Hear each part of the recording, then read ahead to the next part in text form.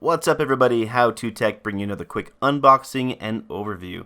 Today we're going to go ahead and tear into the Samsung S8 Plus. We have our T-Mobile version of the phone here, and it's got the nice blue metallic logo on the front. This is a 64 gig Arctic Silver, so it'll be a little bit of a contrast to the Orchid Gray. We can see how that looks in comparison. Let's go ahead and get this box opened up. Nice Samsung logo black on black, which is kind of cool.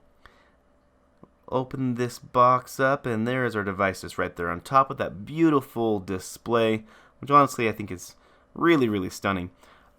The silver on this phone does look a little bit muted compared to the S7 Edge, but we'll take a closer look at that in just a few seconds.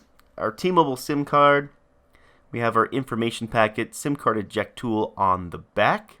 So inside of here we just have our welcome packet, some return and warranty information, all that jazz. On the interior of that.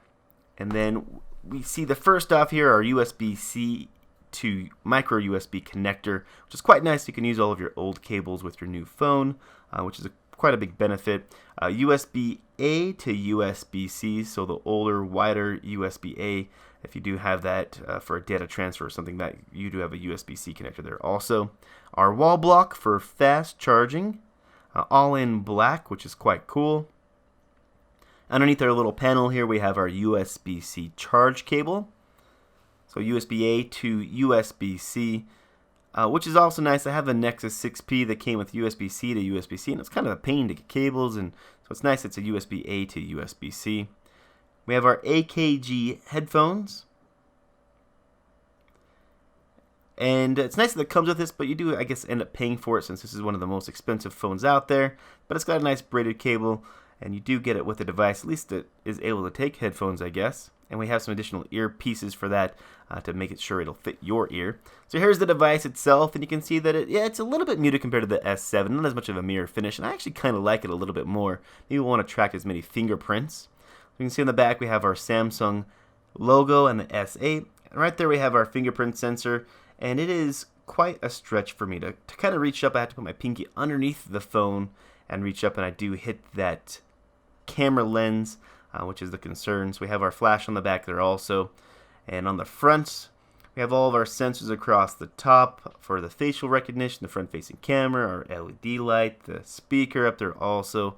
Have our home button down here at the bottom, which is now part of the screen, and it's been removed off of the device. Volume up, volume down, and our Bixby button on the side of the phone, headphone jack, USB-C mic, and downward facing speaker. You can see that the device does have the silver bezel, and it is actually a steel bezel compared to an aluminum that we do have on a lot of other phones out there also. Up here at the top we have our mic and our SIM card and SD card slot, which is waterproof. It's got a little rubber gasket on there. You can see that the SIM card fits in the bottom portion of that holder. And it's quite nice. I mean, they've changed the handhold and feel of the device by curving the screen quite a bit. And so it's more of almost a complete semicircle on the sides, whereas the S7 was a little bit more jagged and kind of, I didn't feel like it was as comfortable as this device. So you can see that that's a nice change, and it actually feels quite comfortable in holding in the hand. Let's go ahead and jump into the specs of this device. So essentially this is an S8, but has a bigger screen. You're getting a 6.2 inch screen, but the same resolution, 1440 by 2960. It's a Super AMOLED. It does have the curved edges for that infinity display look. It does have Corning Gorilla Glass 5 on the front, so 80% drop resistance up to 5 feet, which is awesome. It does come with a Snapdragon 835, and you're getting the Adreno 540 GPU in the device. On the front, we do have a 8 megapixel front shooter, which is quite nice. It does also come with 4 gigs of RAM.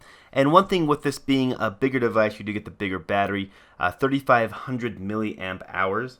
It does have also USB Type-C 3.1, so you do get the fast charging on the device also. Rear camera is a 12 megapixel with OIS autofocus, does record in 4K. The camera on this phone is actually quite nice. I've been overall pleased with it. So you're getting all the standard stuff that you would see with the S8, and really the main difference between the phone is the screen size and the battery size on the device. You're also getting Bluetooth 5.0. And the main difference between that and regular Bluetooth 4, let's say, is that you can actually stream to 2 devices at once, which is quite awesome. The main difference being the size between the phones. I've got to say, with the aspect ratio of this being 18:9 compared to 16:9, is it's not as wide, it's a little bit taller, and so it feels like it's easier to reach across the phone. It doesn't feel big and bulky in the hand, so that's pretty awesome. This will end up being my daily driver until the Note 8 comes out, possibly the refurbished Note 7. We'll see how that goes. Anyways, if you want to see future videos about this device, go ahead and check out the description below. As always, subscribe. Thanks for watching. Catch you in the next one. Peace.